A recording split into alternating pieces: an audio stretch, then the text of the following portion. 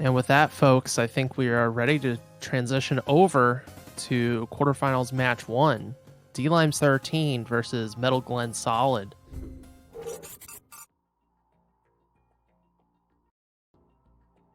So we have the number 1 seed, D-Limes 13, the favorite, arguably, to win the whole tournament versus Metal Glen Solid. And, Glenn pulled off that win against Tino, and his reward is to face off against, well, Mr. D-Lim himself. So let's see how this race turns out.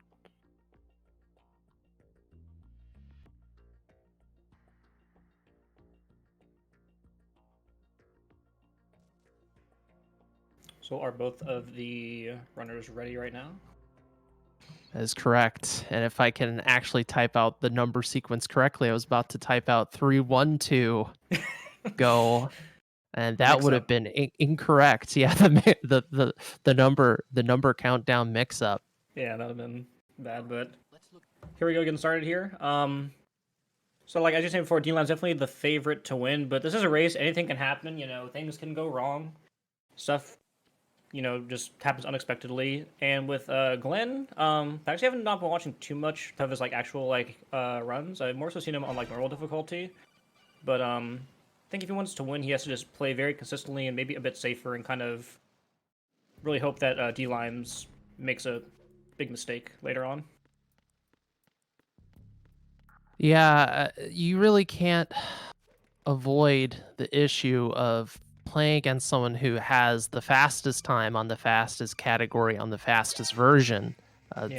This category has become, and this is something that people who know me, I have some mixed feelings about this category, but I have a lot of respect for where this category has gone in recent times. There's been a huge effort in optimizing and trying to find every little thing to squeeze out every little opportunity. And one of the people on the front lines of that is, of course, D-Limes 13. So it's going to be really interesting to see how Glenn responds both to that pressure in trying to match up to someone who has a lot of experience with this game primarily and has put a lot of work in trying to find stuff out.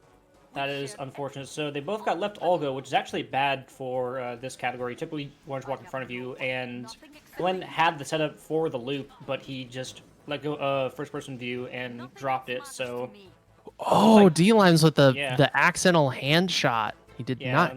He's missing these headshots. This is really costly. Looks like Glenn's a little flustered too. Oh no. Yeah, okay, so after both of those Olgas, D-Limes now secures the lead, but both of those were a bit shaky, and Glenn definitely had that left loop, but just unfortunately let go of the FPV button. Wow. So big opportunity missed. So now Glenn's trailing behind, and now he's gonna have to really hope that he can maybe make up some more ground later on, perhaps in the guard rush fight or maybe in the engine room.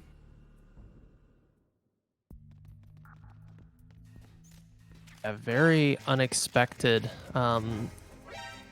Though the thing is with Olga, you have to understand, folks, that a lot of people will just reset on Olga if they don't get the right setup, and that's just not something you can do in a race. You have to deal with it, and the nerves can really get it hit you pretty hard at the start of a run during a marathon situation, and that's just how it goes sometimes with the tanker section.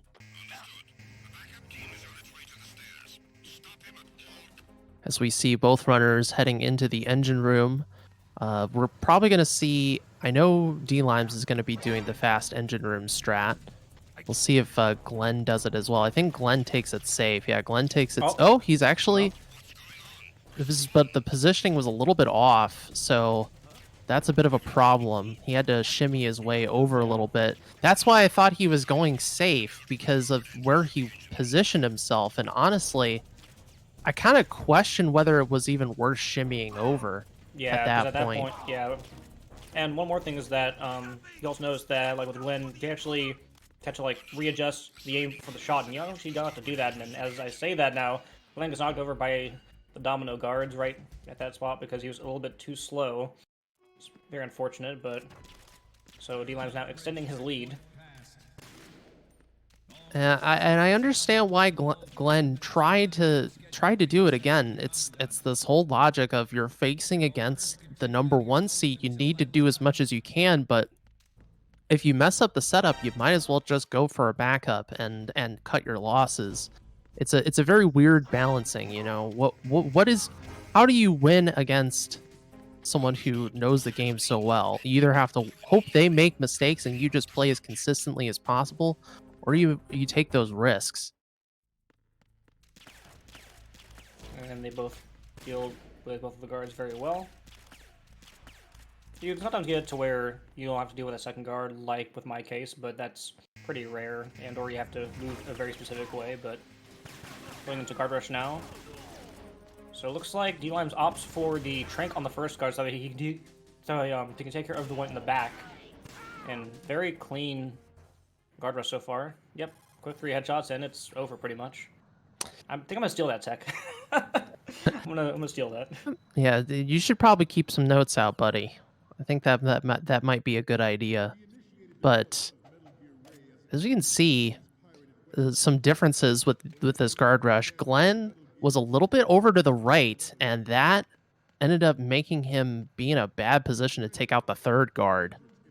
So little stuff like that with your positioning and guard rush make a huge difference. As we're now going through holds 1, D-Lime's had a pretty uneventful holds. Both of them had very shaky ladder glitches. Like they both had that really weird one where like they had to like readjust. So that's interesting that they both got that and they both readjusted just fine. I think D-Lime's though, like his ladder glitch always looks like he's gonna fail, but he never does. It always looks a little bit suspect, but it isn't. And the domino coming in hot, cool, very easy tech. That's one of the exciting things about very easy on the tanker is that domino strat being a little bit faster.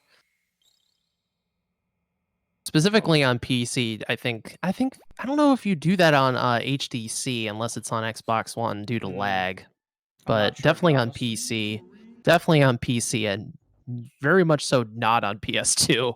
Yeah, the game might just freeze up at that point. Too many guards, many guards doing too many things. And actually, Glenn's going for the 3-spot camera. I'm not sure like how many people actually go for the 3-spot, but I think he's probably in the minority there. But you know, want to keep things safe and consistent. You know, maybe he's a little bit shaky on the 2-spot and doesn't want to fail and have to retake the photos. So interesting to see the difference in strategies here. I think part of the 2-spot versus 3-spot debate, if you want to call it that, is if you're doing 3-spot, it's really easy to set up those pictures and very quick. 2-spot you need some precision, and it's hard to be both precise and fast. So it's sort of a mentality thing, and especially in a race environment, you don't want to have to be fiddling around with the photographs for long. You know, you really want to move into plant as quickly as possible. There's not really, you know, typically what we've seen through these races so far is that the lead coming out of tanker really isn't that much. No one has had like a disaster tanker that like leaves them, you know, minutes behind or anything. So the key thing is just get out of that boat as quick as possible. Okay, so do you mind explaining me this? Because I'm pretty new to this whole. So this is some DM9. menuing setup thing from tanker, because you see it's now on as previous. Oh, okay. So the way you end your menus at tanker lets you go pick up this M9, which is pretty interesting. I think we saw Beswick do that yesterday as well, and I was really alarmed and surprised by that. It was really interesting. And we see Glenn is just kind of hanging out. Yeah. And one thing to note from yesterday, whenever I think I saw BMN do it before Beswick, is that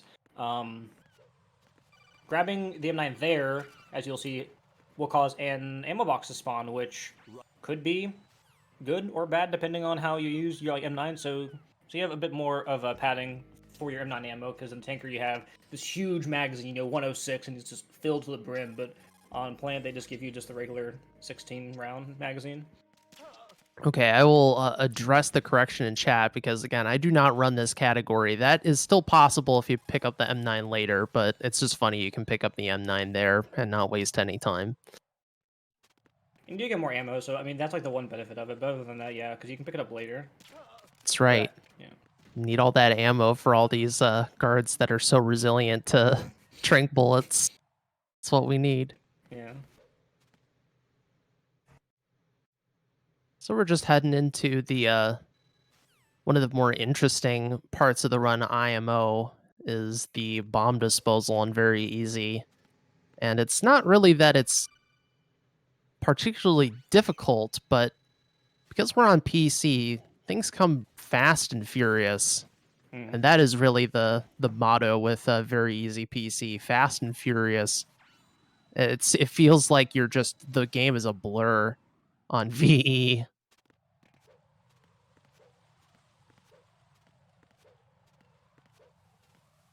Yeah, so this is where we can maybe start to see a little bit of an extension for D-Limes' lead here in the Mongols, depending on how things go. And I think I was talking about Scout with us yesterday, but what do you think is like the most important room in bomb disposal for very easy? I think it might be strut A because of all the coolant rises. Yeah, Linking Strut to A. yeah. Strut A is a good candidate. I think that's a room where we saw that with your race with underwater smoking. Underwater smoking had some issues with the spray, and that can be really costly on any category, or rather any difficulty. But on VE, when everything is pure movement, that is a bit of a problem because Yeah. some of these struts, like strut D, like there's not too much to worry about here. Fairly straightforward.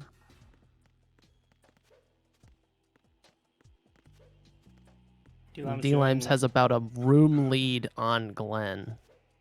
See if Glenn can maybe close that out. Make it a little bit closer. Looks like a good strut D so far. Yeah, what Glenn needs is to chip away, and that's the deal. The death by 1,000 cuts, or gains by 1,000 cuts. It's got to chip away at that block as much as you can, and hope that D-Limes has some snafus along the way. Oh, and he does get the alert, which should not matter at all, but just means he took the room a little bit slower than you'd like to. Typically, you wouldn't like to have that alert go off. That just means that you were just a little too slow, but hopefully he can make up some more time here on these next couple of sections, because one thing with this route is that the bridges are a lot more awkward than if you do counterclockwise. Doing counterclockwise, the bridges are pretty straightforward, but on clockwise, they're kind of awkward. You have to like go up and down stairs like quite a bit, and there's like guards in the way and such.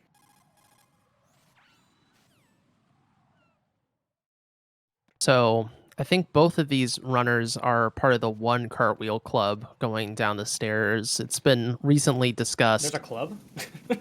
Yeah, the club.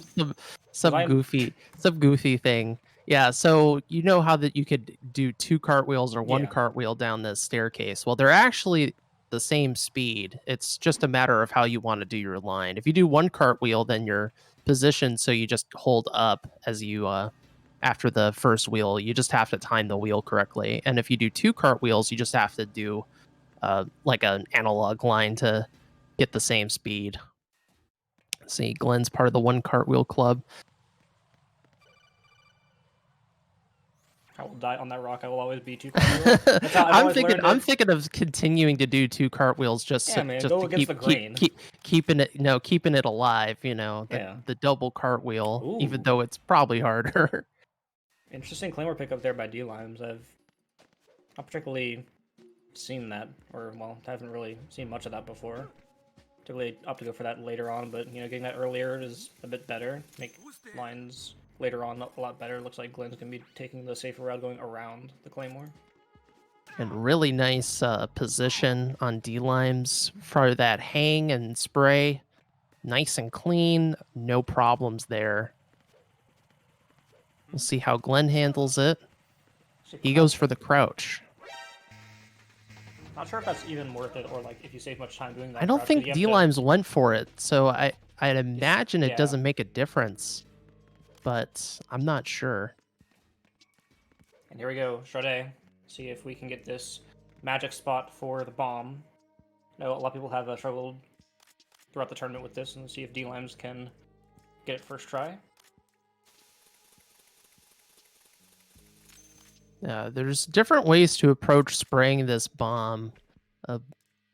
I recently started adjusting how I did it in terms of using D-pad down left and then spraying at the corner rather than spraying down, and that's helped me make this way more consistent for myself. But there's a lot of different ways to set up. It's just what you're comfortable with. And Yeah. Glenn gets the spray, no problem getting those coolerizes to save on the animation, move more quickly. So even though Glenn has been doing a few safe stuff and is a little bit behind, this could still It's still one room behind, so it's it's not that still bad. yeah, this is not an insurmountable lead that D-Limes has pulled. Not at all. Yeah, we have the Fortune RNG coming up, where there's a bit of a variance of how fast that the fight can actually finish. And after that, Fat Man, and I think the real decider, which I think you can be saying for most of these races, is going to be the Harrier fight. Because if the Harrier fight goes really bad, then you're going to be bleeding a lot of time. Yeah, the mid-game stuff is really where the rubber meets the road. Harrier, Shell 1 core, and the swimming section and Vamp. By that point in the run, the lead has been mostly determined, and D-Lime's doing what what we were discussing earlier today, that it's actually faster to apparently just spray this bomb first, then go pick up the sensor because of the codec. Supposedly it's faster to do it this way. Swag wheel, let's go. And then he goes for the swag wheel, the legendary swag wheel, and Glenn doing the other approach, going for the sensor first, also going for the swag wheel. Look at these fools. They're really cartwheeling into that pantry. Legendary. And so the logic is, for people who are wondering why is there this difference, the thought was that the time that is spent once you load it into the BC bridge and you wait for the codec to happen, that's why it's faster to do the bomb first, then the sensor. I see. Since there's that little delay before the codec happens. We need to investigate this some more. And actually, DLM's going for this bottom route. I'm not sure if, I mean, probably a little bit faster, but I think it goes the north route. Interesting to see difference in strats here. And the reason why, for a very long time, and by very long time I mean until like now, that everyone would 352 on D-Limes for that elevator. The reason why everyone would do it that way was because on European Extreme, with counterclockwise, it just made logical sense to do that bomb last. But when you're doing clockwise, you're coming from the bottom, so you can just go to the bathroom instead first. Now, one thing about the time left is that because D-Limes grabbed the sensor after he defused a bomb, his timer started earlier because typically it was that threw me off. So, of like, wait, did D-Limes mess up really bad? That's not correct. Yeah. But no, it's totally expected. Didn't fall into the water. Very nice. No seam crouch. Very important. Yep, they're very close. Very close. Glenn with the cartwheel backwards. At least he didn't cartwheel into the water or anything goofy like that. But this bomb placement is really annoying. Yeah. It's actually a lot harder than the European Extreme one. The European Extreme one is just right there on the wall, and you can just spray right there, but on the other one, it's just in that awkward position. So we enter Fortune and doing the setup 3 punches, then a crouch, so Fortune will blow up the forklift, and then setting yourself up crouched by these yellow barrels, because part of the scripting for this fight is that She's got to blow up the forklift. She's got to blow up the light fixtures, and she has to blow up these barrels. So that's the logic behind it. But even within that, there's some variance in terms of her shooting pattern. So this fight isn't a consistent timer, even if you do everything correct and have her blow up things you want her to blow up. Yeah, and I was actually gonna try to go for this today, but I was having some trouble with it, so I'm just going with my typical wait till she blows up the lights and just wait in the bottom right corner, which can allow for some variance, but if you screw up what D-Lams is doing, she can have an extra dialogue, which can lose you even more time. So high risk if you mess it up. Now Limes is approaching Fat Man.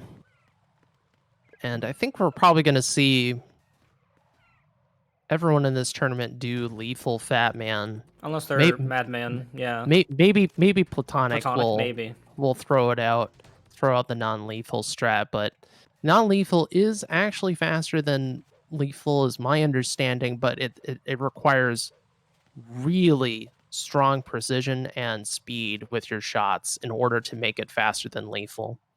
Definitely, as far as consistency is concerned, especially in a race environment, lethal is the way to go, even if non-lethal is faster.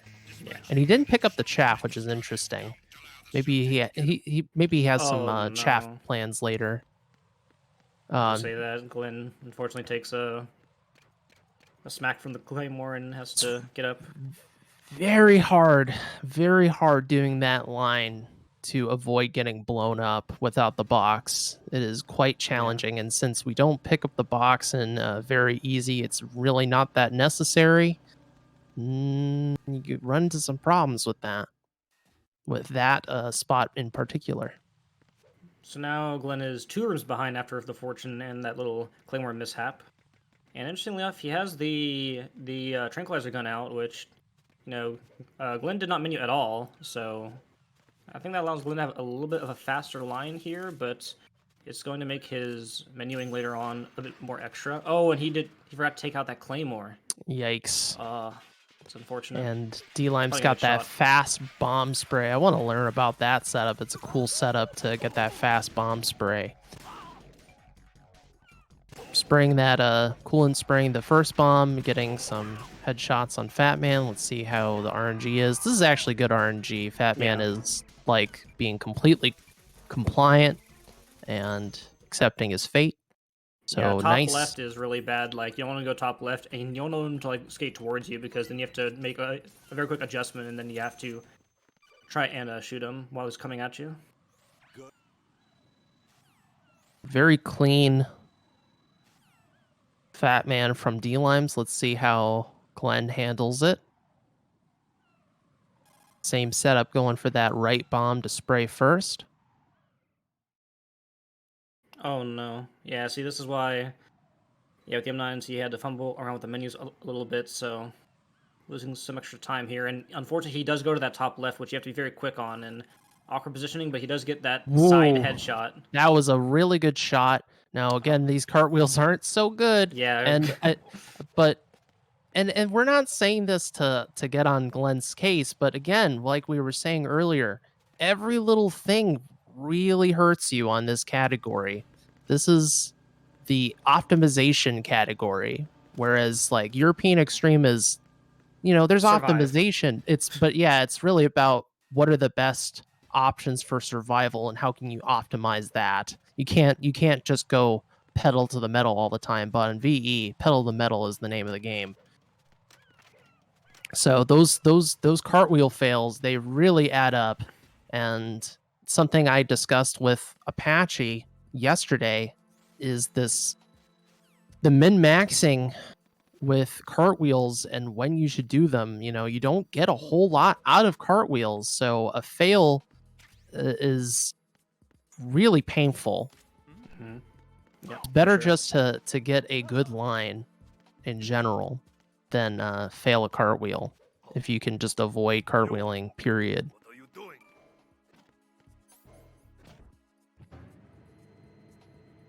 Anyways, so D-Limes is heading into B2 Shell 1 as Glenn is trying to catch up, heading into Shell 1 himself. Again, the gap has increased a little bit, but it's not insurmountable still. However, it's going to really come down to how the next 15 minutes play out. It's going to make a huge difference. Interesting caution setup here for D-line. Not sure if this is even faster or anything, but just interesting. I guess wanted to squeeze in some extra cartwheels here. And great guard AI. Trolling the guard, perfect.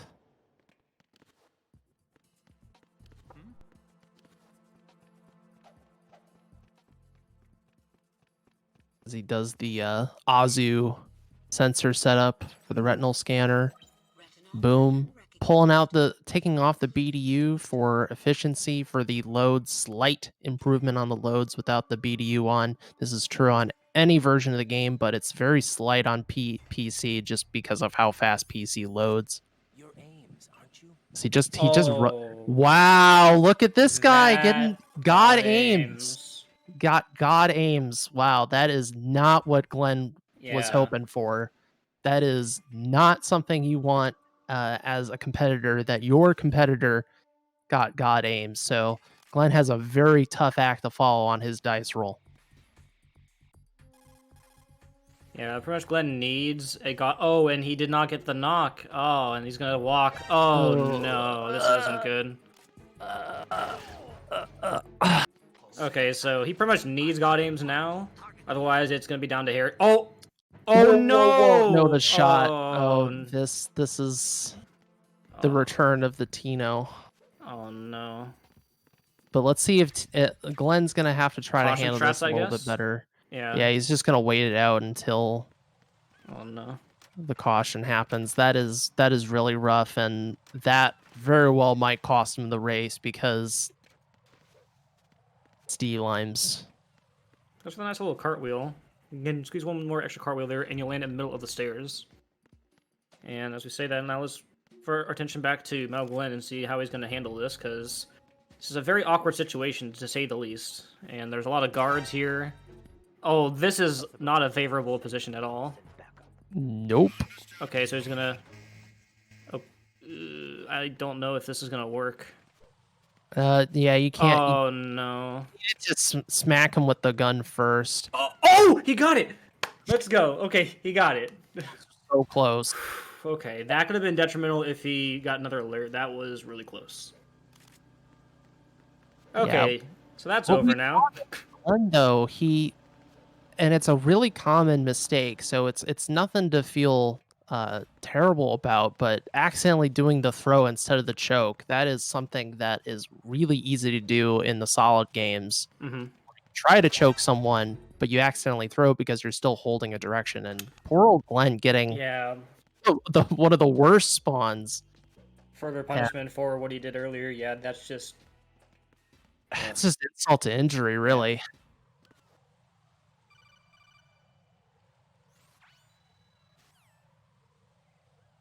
All right, let's see how Limes handles his sensor shots. We haven't seen anyone blow up the bridge yet. He goes for the Cypher first. Yeah, the safe Cypher shot first. Yeah, the patterns here really depend on difficulty, because there's different numbers of sensors depending on difficulty. Mm-hmm. And we'll start the Harrier fight. I'm looking for that 5+1. See if we can get it here. Okay, looks like 5-shot is secured. Oh, was that a 4-shot? I think he whiffed that last shot, yeah. I think that's a 4-shot. Andy with the... Oh, okay. No, really he got that 4+1. He got that 4+1. It's not too bad. It takes a moment for that shot to land. Yeah, I was thinking that it missed because I don't have the audio on, but yeah, so he should be able to take him out with 2 more Stinger missiles here. Thanks to the 4+1, but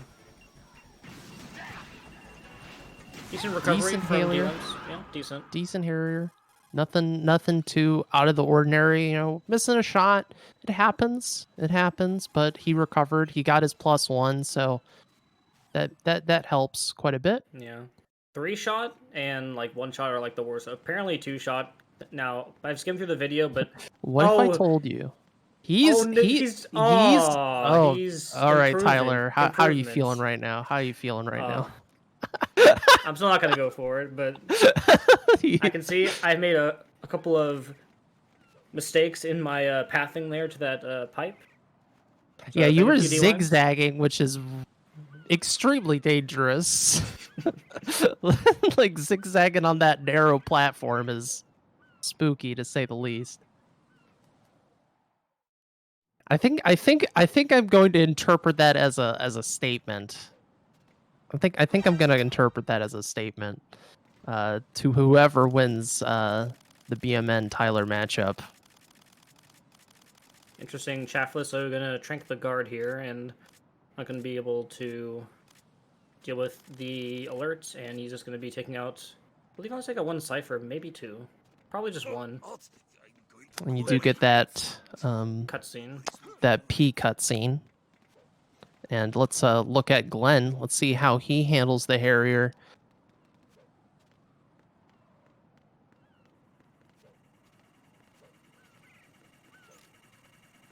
Can he get 5+1, 2, 3, 4, 5?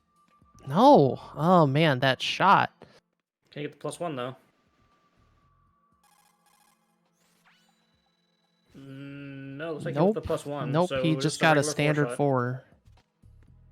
Unfortunate. And he missed the first die shot. Oh no. Yeah, people. I've seen there's been some struggle with some of the racers in this tournament timing that die shot. Maybe it's due to nerves or just being a little bit off. And now he has to catch him on the fly over here because this is gonna be enough. It's not enough. But nice he did get that instant shot. So good on Glenn for doing that again. Have to go for anything to try to claw back a lead, if at all possible, because it's gonna be hard. It's gonna be real hard at this point. And Glenn taking the standard approach as opposed to the me approach. Okay. That was a bit clinch. That was definitely the edge of that platform. I think there's no more edge at that point. I think you were on the edge of disaster. Yeesh. All right, and as Glenn's doing the perimeter, we see D-Lam's grabbing the Nikita and heading over to destroy the control panel for the presidents. Wonder if he's gonna go for a swim glitch here as well. We know that he's not the biggest fan of it unless he needs it, but in a race and with how far ahead he is, he may just go for it to try and secure the win. Yeah, or just as a pure practice thing to do it under pressure. That's for sure. That could be another thing you can do as well. Because this lead, it's I mean, I don't want to hurt the spirits or anything, but it is a very heavy lead. This is not a, few rooms. Yeah, this is a bigger separation than with myself and Anwar smoking, I believe, because I think we were in the same building, but like we were just like going opposite directions because I was going towards the president and then he was going towards the Nikita. So I mean, yeah, you did a high five when he was going to vamp and you were leaving with Emma. Mm-hmm. So, only other thing I can think of maybe being an issue is that if D-Lams goes for the Emma bump, soft locking, that'd be the only thing. But you think that even D-Lams, and you might be listening in, just may want to just walk straight through because there comes a point where you don't want to risk something like that.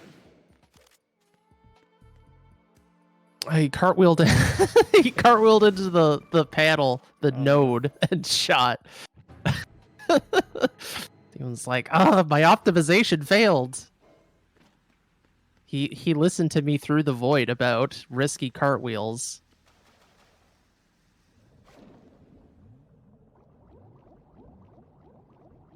Now they're going to do a swimming high five here.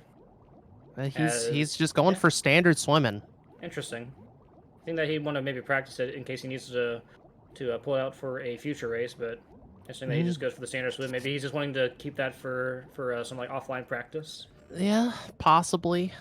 I mean, he does not like swim glitch, so And I am the complete opposite. he's just not feeling it this afternoon. Like, yeah, I'm only gonna do it when I need to do it. Yeah, fair enough. Fair enough. So, I mean, there's an argument to be made either way. Yeah.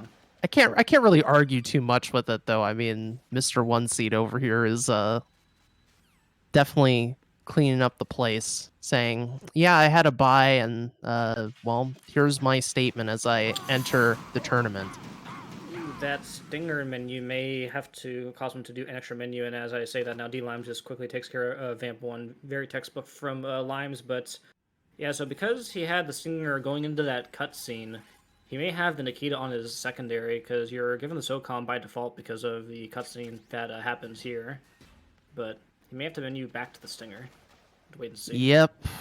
Oh, and I think he menued to the stinger while he was going into this cutscene again. I think Ryan just changed into it while walking over. There's a very quick frame of him holding the stinger, so I think we're gonna see Raiden holding the stinger once he's done with these cutscenes. Be very interesting to see.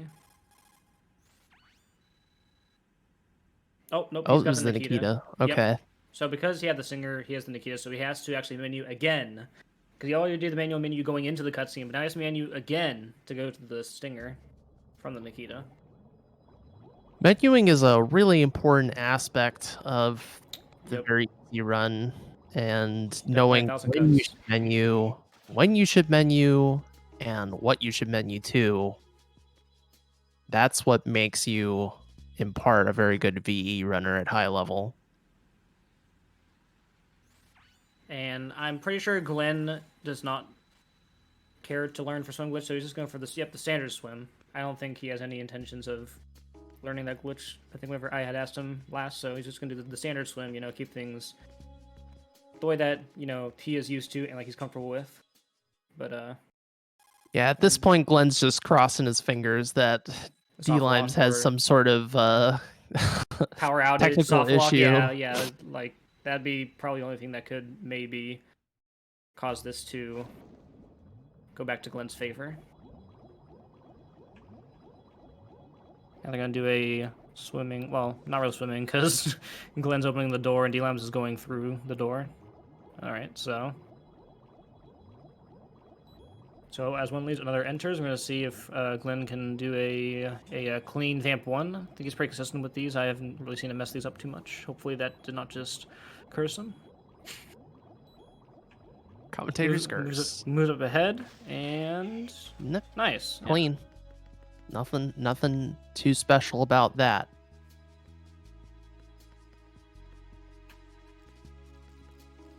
And honestly, I expect nothing less as we go into the quarterfinals, and we've had some wins and losses going into this to see who has that prelim strength.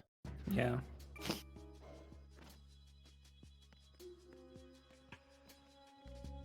And now we all get to sit back and relax and enjoy the escort show. Oh, what? Stinger. Hello. It's gonna blow up Emma in the locker. Does that work? Can you? I think if you use a stinger, she'll get scared or something. Oh yeah, if you just like fire, she'll start crying. But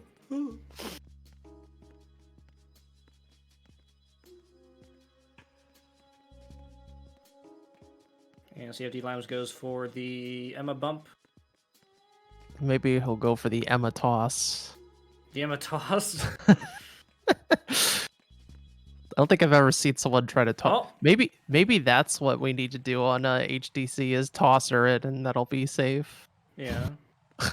Maybe. Alright, so with that, the Emma bump is successful, and D-Lime's just going to continue trotting along here. As we're going to head over towards the sniper section, the big auto-scroller that's... Interesting, he takes both of them out. I don't think you need to take both out. But maybe because whenever I did during my race, I had done just the regular, walk through the door with Emma and then I only took out one, and the other one didn't see me at all. So perhaps you need to take both of those out if you do the Emma bump. To wait and see and test that later. Interesting details. Setting up his menu now. Yep. For Strudel. You can do that there, or whenever you spray out the flames. I like do it whenever I spray out the flames, but it's pretty much the same thing. And boom, boom, gone. 2 guards quickly taken care of. Yep. Now you could take them out with the M9, but I think the menu ends up working a little bit better. Yeah, because you already have the AK equipped, because you already used that, presumably to take out the Cypher, or Cyphers in that case. So.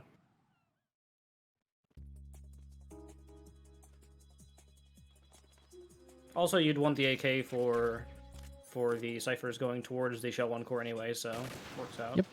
Sets up your menuing really well.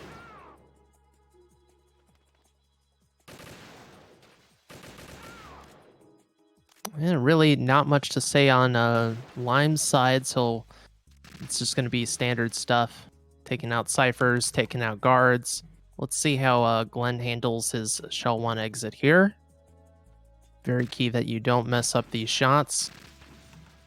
Good. Got the guard. Nice and clean. And avoiding the Mo guard, as he's known. Yeah. Just walk right Squeaking past him. by. Not gonna do anything special.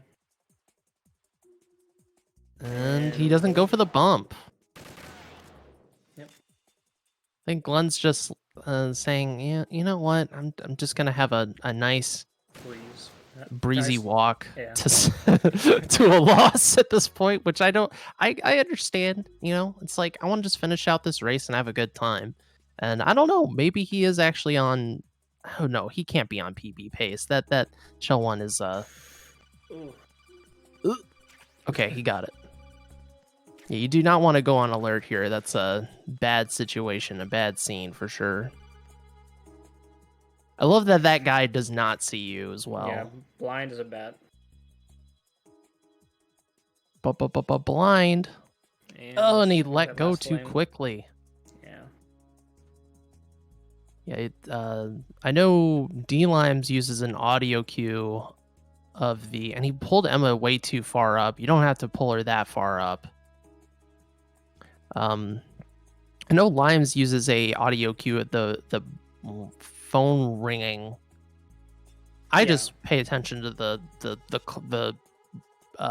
black smoke happening. Well, that's my cue. I think what he meant was like for like starting to use the coolant is like as soon as like you like hear the phone ring, then you pull out the coolant spray, and after that I think I counted like 8 or like 9 sprays up and down, and then that's usually enough. Oh no, didn't bring her to the hatch.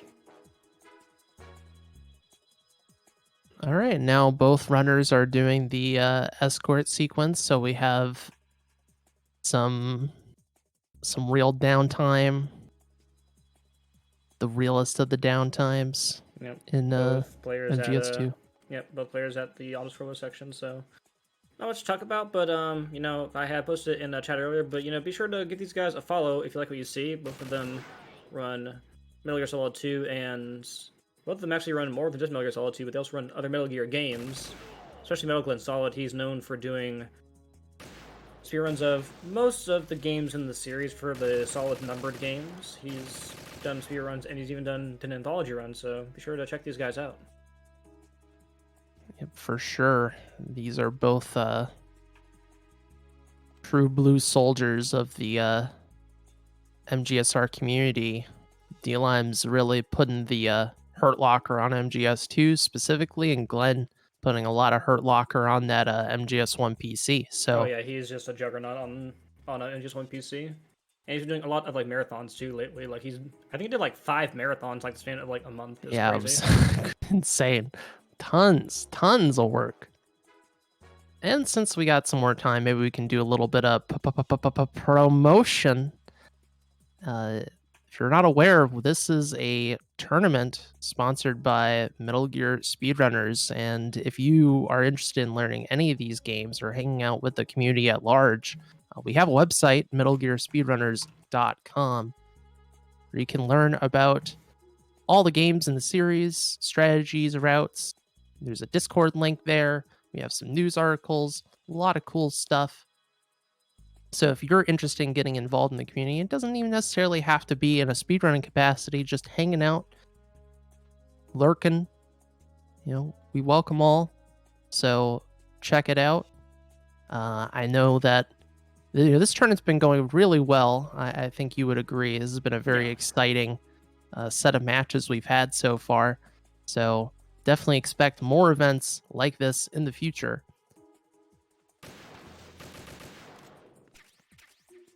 In fact, I think we're coming up to the our quarterly relay race. I think we're planning on having that in June, early June. So see, people are interested participating in that. And typically we have a fundraiser at this point in the year, but live events haven't really been a thing anymore. So we haven't had to really raise any money for people's travel expenses. D-Lime's getting that left single tap into the vamp shots. Very nice. Very nice, very simple. Also, mind if I do a quick little shout out, as there is a marathon game list that came out not like 1 hour ago. We have a couple of members in the community that are going to be in there. So, NASA 2020 game list just came out, and I'm not too sure when this is going to happen, but we're going to have a lot of people from MGSR there. That's all the Peanuts playing not MGS games, but we have D-Limes doing MGS1,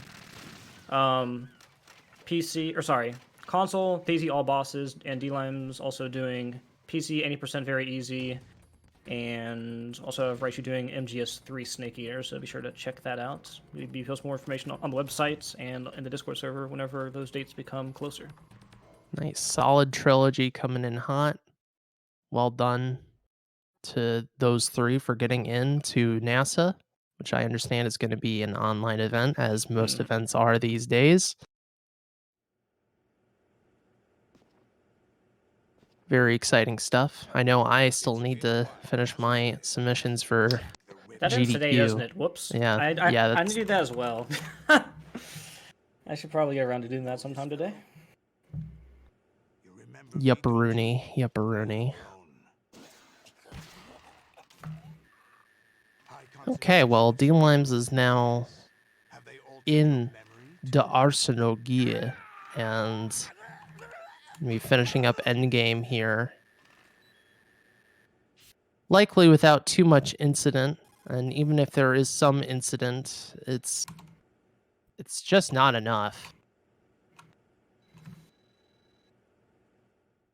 We need like incidents on incidences, a series of incidents. Yeah, this is pretty much guaranteed for D-Limes at this point, unless something technically unfortunate happens, then it's pretty much in the bag.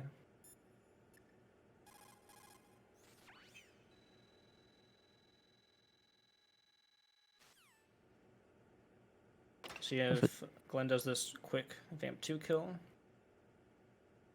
Oh, I did not get it. This is a little bit. Apparently, some people have been, the way they've been doing this trick is just one tap on the keyboard. Yeah, I had tried to do that, and I tried to kind of like blink it on like the side, and I kind of try to graze the very edge of the key to get that very light tap. But I messed it up during my race, and I just went for the full zoom in at that point. So exciting that we finally found a use for the keyboard in MGS2 PC, which is probably one of the worst keyboard setups for a video game ever. Mm-hmm. It is quite awful. If this game had mouse support, we'd be in business. I think we would be. It would still be kind of awkward, but we would definitely be in business at We least. use it for like sniping though. We could have for like sniping and maybe for like stinger sections as well. That'd be nice to have it for. If you could just like right click and then go into FPV, like, and then left click would be shoot, like, that could work. That could work. But Maybe in the future, whenever this another PC release, someone maybe. mods this game Yeah, someone- hardcore to get mouse support in.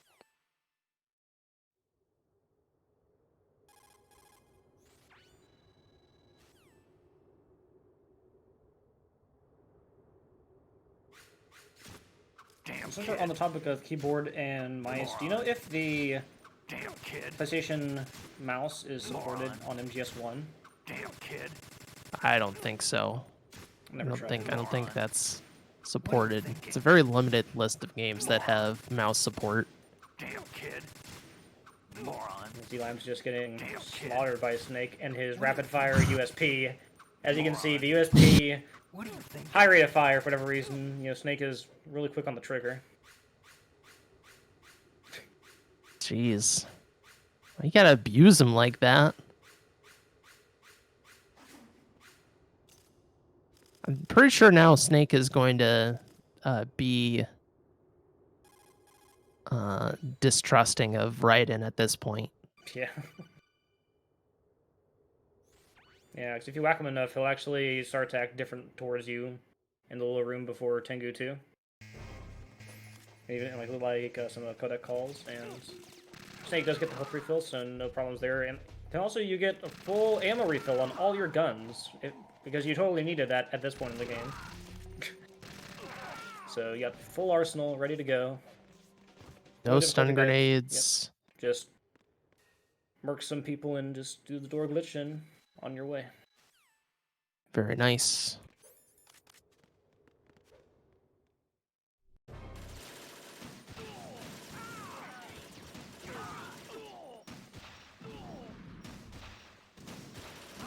And I'm just going to be firing stingers here. Pretty standard stuff, just up in the rafters. So we see Lynn looks like he's going through Degenum pretty cleanly. No falling down pits or anything like that. As D-Limes gets his shots off on the spawning Tengus, which is a fairly tricky strat. It requires some practice and knowledge of the timing of the spawns and where to aim exactly and where to position yourself on the floor, etc., etc. So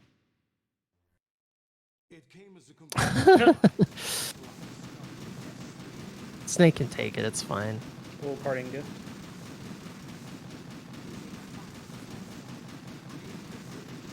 And now to just spam until he only has 4 missiles. Yep. It's like, I don't need more than that, I'm good. All I need is four stingers. That's all I need. No more, no less.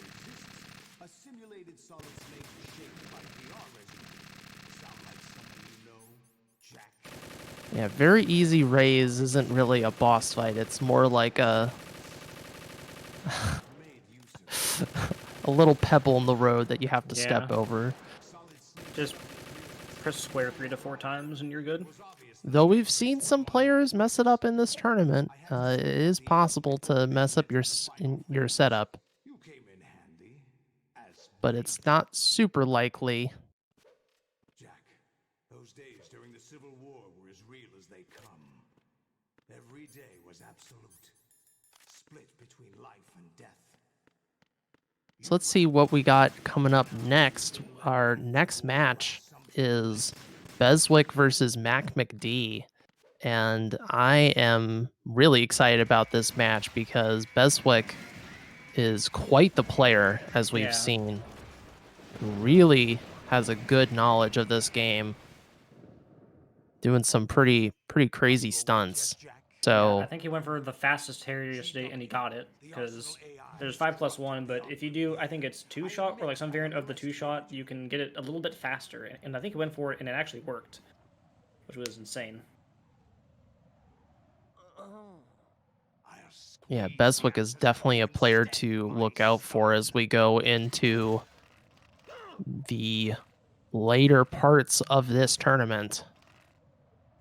Not to take anything away from Mac, you know, Mac has a lot of legacy skill and experience with Very Easy. He's run Very Easy for a long time, but it's going to be an interesting matchup of the new versus the old. And Beswick didn't seem to really be bothered by the pressure in his first match, his prelim against King of the Bees, but Mac is no slouch. As we saw, he beat Apache in that 2-second upset. So Anything can happen. anything can happen. I mean, Beswick did have a continue and holds too. So maybe there's some shakiness there. Hard to say. Hard to say. As we're rounding up this tournament match, D-Lime's facing off against Solidus. There's been some new cool tech with this fight where you want to go for that stab. Yeah, I was trying for it earlier, but I just could not get it. So I'm just going to be going for slashes from now on. And it looks pretty tricky. And then there's that sweet parry you can go for as well. I think I saw Joe go for that yesterday, right? I think Beswick actually got it was it during... Beswick? Okay. Yeah, I saw Beswick at least do it during phase 2, which was a real treat. The one dash into the people's elbow. But D-Limes is like, hey, Nice and there parry. it is. Yep. There's that parry, and with time that on sun- D-Limes, Do you remember this place? 55-44. Of course. Is that our fastest This is where we first met. race yet? I'm not sure. I have not been. I have Keeping up. unlike what most people would expect it from me. I have not been keeping a spreadsheet up of all the times. I should have, but Apache said he's the stats man, so I need stats man Apache in my life. So congratulations to D-Limes on winning his first match of the tournament. We're now going to turn the audio over to Glenn as he finishes up here. I think I found something to pass along to the future. Just finished the raid fight and going to be fighting Solidus himself. Yep, not too far behind. It was really that Shell 1 core that set him up, and Shell 1 core is a place where a mistake can be really painful, really painful. Yeah, because before that, it was just the slight Olga mishap, because I could have gotten him a slight lead, and then the Shell 1 mishap. If he didn't mishap on Shell 1, this could have been a much closer race.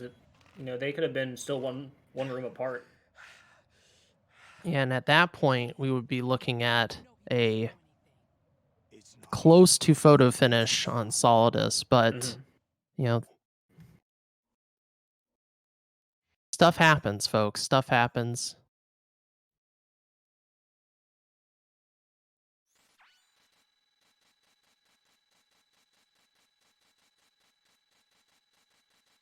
But we want to congratulate Glenn for putting up a good showing.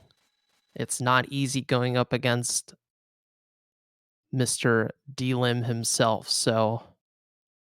And Glenn, to his credit, has learned a lot about this VE category over the last couple weeks, really pushing down his time and getting more competitive with his PB. So let's see how he finishes up with Solidus here. Going for that Nice triple stab. slash.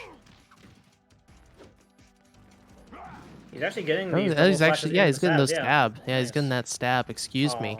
Forgot the long dash.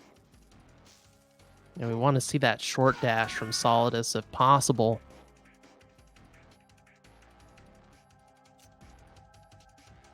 Now will Glenn try to be flashy and get those parries on top of it? Let's see how he handles this. Oh, the triple dash, and Oh, the overhead. The Oh. worst attack possible.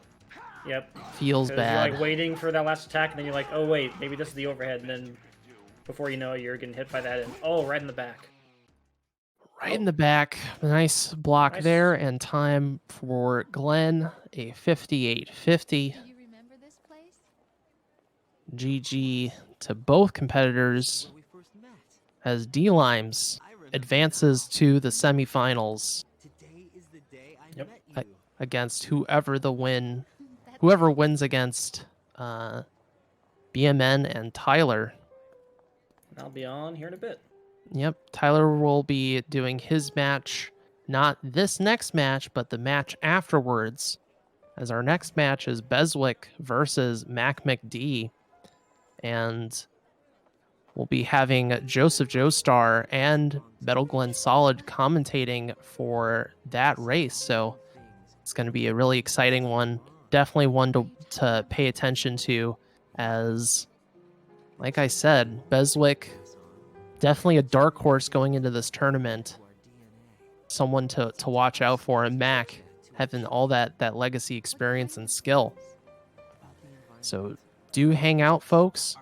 Do check it out as we enter quarterfinals match 2 of the Metal Gear Solid 2 Very Easy tournament is that a for May 2020.